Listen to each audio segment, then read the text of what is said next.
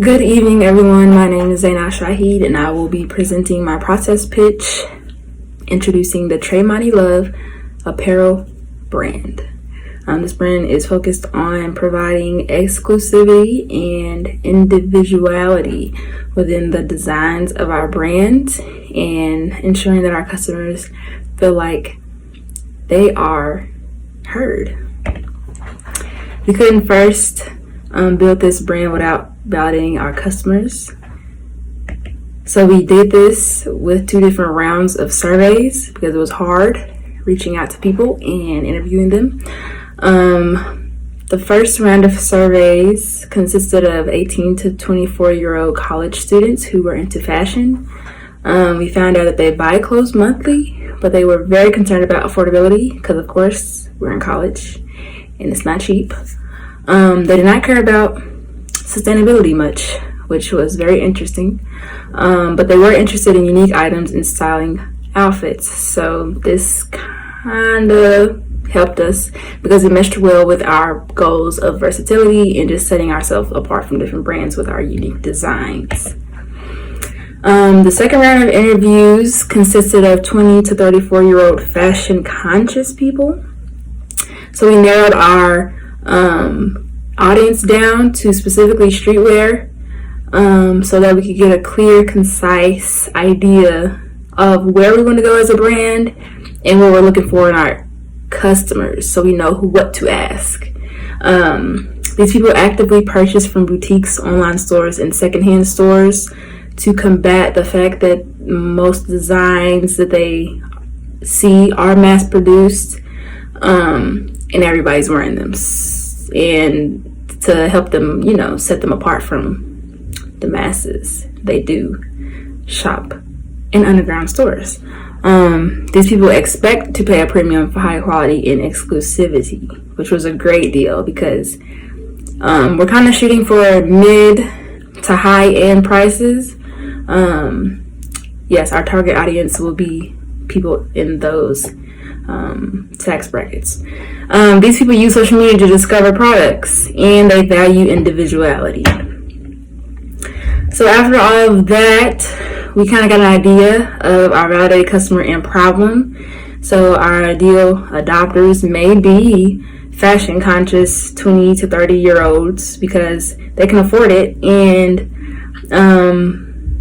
they can afford it. That was the main thing that we ran into, affordability, because the younger demographic, they kind of have the same characteristics as far as just wanting to look good and stand out, but like at what cost?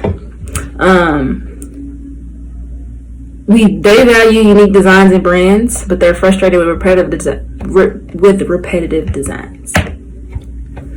The customer emotions that sprung up the most was feeling excluded when brands don't cater to diversity, which was mainly like sizing issues. They were annoyed by high prices that do not match quality, and they were losing trust in brands that do not prioritize customer satisfaction. So like after somebody pays a nice chunk of their money on a product, and let's say there's like a faulty product, it was hard reaching out to the brand and getting connected and getting help. It was a whole bunch of loopholes that people had to go through, and it was just frustrating. So that was interesting to know. This was the bond business model canvas prior to the first round of our interviews. Very boneless, not much to put in the sections, but we still had claims to validate. And this was after the second round of interviews. We kind of had an idea of how we were going to format and structure the business model based on the people we talked to, which was ideal. Here is our website. We have the welcome sign, the family picture in the front, and then we have our landing video on the page, if the sound will come on.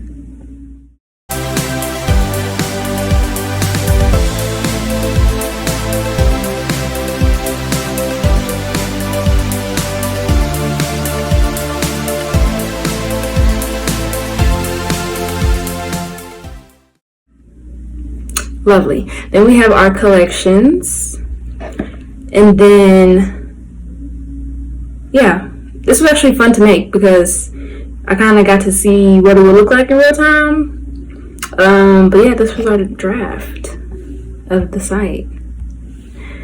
And then when it came to the business model and our final financial projections, we were not viable at all. Red all across the board. We were actually losing money in the first round because I took into account that there were 5 founders, and I think my channels were a little bit off.